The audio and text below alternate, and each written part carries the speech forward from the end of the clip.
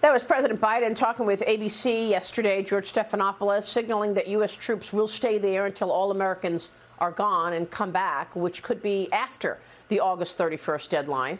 Dagen, your reaction to all of this, and particularly this piece from Larry Lindsay, which I think is so important, that, you know, why Kabul should manage your markets.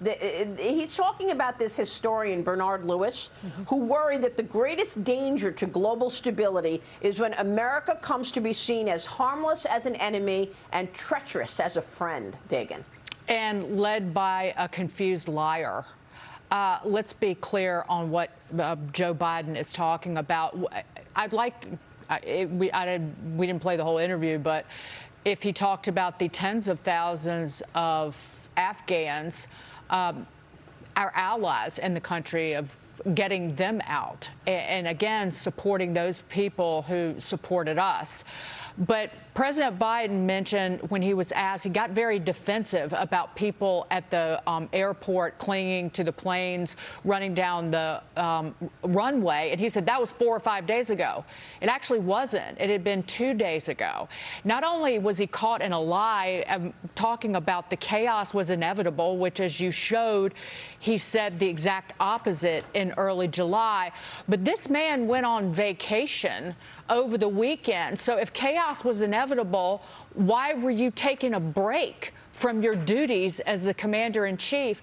Yesterday, what was worse than the George Stephanopoulos interview was the fact that he stood up in front of the American people at 4:30 in the afternoon and Eastern time and talked about COVID, using that as a cane, if you will, or some sort of veil, and didn't mention Afghanistan, and did not take any questions. And this was happening right at the same time that we were getting reports that women were throwing babies over razor wire at a compound, asking British soldiers to take them. This is according to Sky News. The report said women were throwing their babies over the razor wire, begging for the men to take their children. This is our commander-in-chief's communication with not just Americans, but the world. And there's no if he's not addressing it, when he is addressing it, he's lying about it. Yeah. And who's addressing the state of women right now? Okay? Afghan women are already fading from public view as fear of the Taliban and uncertainty prevail. Headline in the Wall Street Journal this morning.